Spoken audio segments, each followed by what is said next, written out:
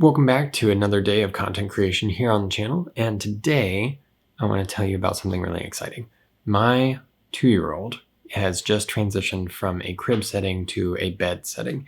And that also means that we had to give her a different space. So where she was in the crib just wasn't going to work out as like a full bedroom. And so we decided to transition her to her own bedroom.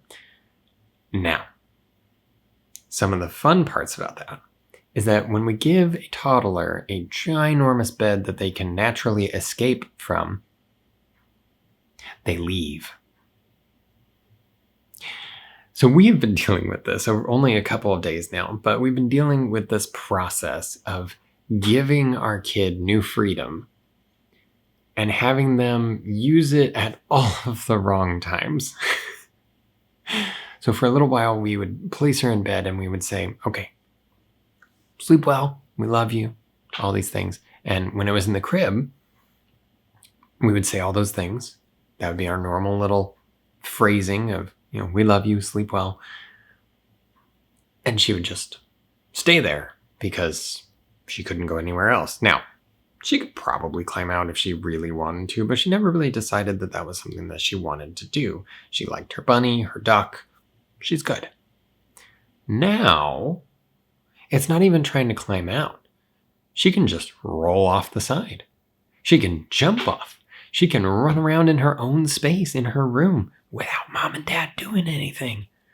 Which is not actually true, but it's kind of the freedom that she feels like she has right now. This new freedom that she has is super exciting, right? We are thrilled that she is transitioning into this and that she's growing up and she's getting bigger. That's really good. It's also a little terrifying because now she has the freedom to just be awake all night if she really puts her mind to it. While this transition has been fun in a lot of ways already, one of the things that we're seeing often is that it's difficult for her to know how to use the new freedoms that she's given to actually do all the things that she's supposed to do. And it's really simple, right? Like, for us as adults that we've done this all our life, well, you go to bed, you go to sleep.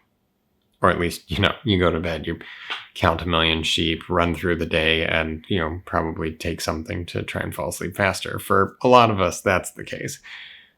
But the goal is all the same. We go to bed, we try to actually go to sleep. For her, now, we go to bed, the lights turn out, door closes, and she goes, oh, now I have to choose to go to bed. Well, what if I don't want to? What happens if I just step out? While we as parents are giving her a new freedom, that freedom is allowing her the choice to do what's right or what's wrong. And she's not always going to get it right. And we know that as parents, but it can be really frustrating after the third time of us trying to put her to bed.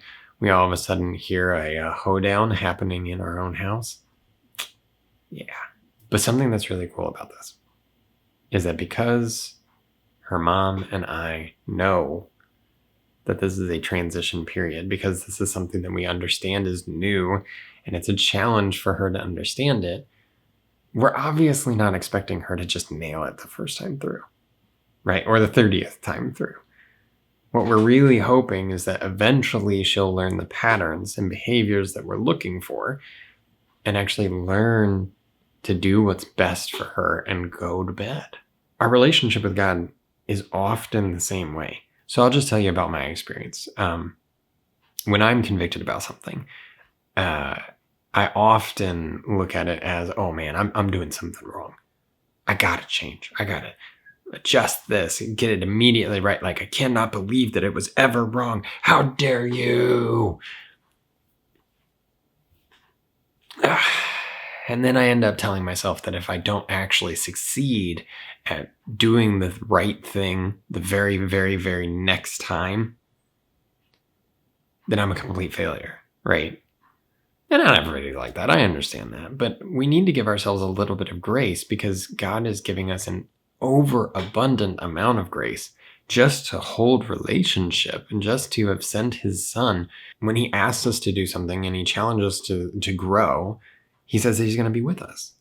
He's going to walk that journey with us. We're not alone in that. Do you know how much easier it is to feel like you can accomplish something when somebody's right there next to you saying like, you got this, we can do this. Or if you're a different type of person, somebody just telling you, you're terrible. Get that thing up on your shoulders. Hurry up.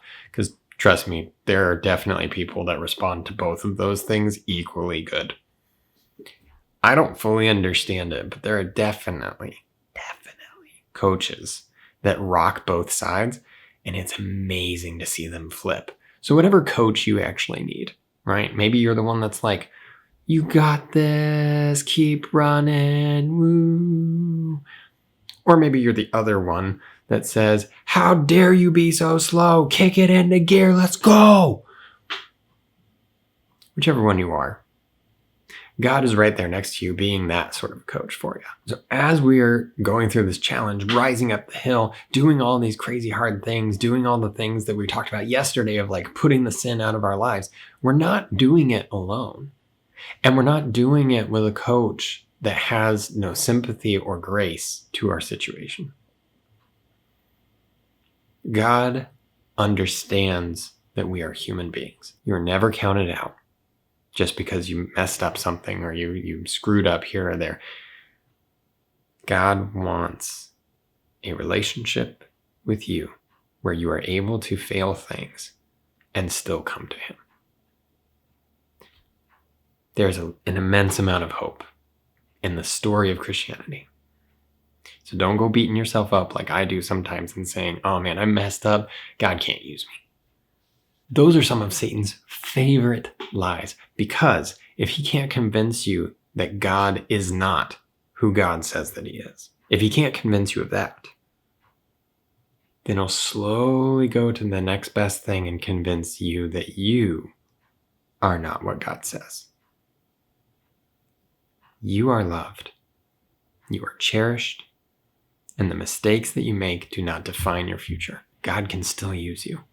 And he will still use you. And the grace that he gives is enough for whatever is going to happen today. It doesn't matter how many times you get out of the bed. He will still care about you and want you to get a good night's sleep. So, as always, keep hope. Don't give up. Your story matters. Got a lot of catchphrases now. Basically, you're awesome. And God is still working on you. So hang in there. Ready? There you go. Free clicks for the day.